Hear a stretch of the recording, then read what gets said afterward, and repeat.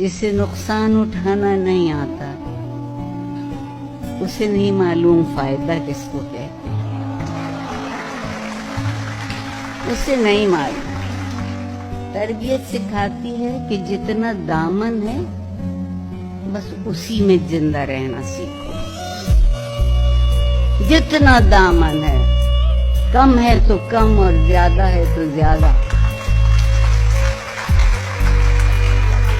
आसान तरीन तरीका है बुज़दिल आदमी का अपने आप को बचा लेने का कि अपनी गलतियों को जमा करके दूसरों के दामन में डाला है।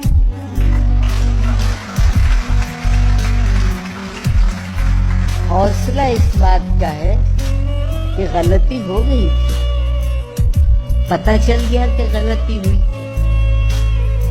तो गलती दुरुस्त कर लीजिए।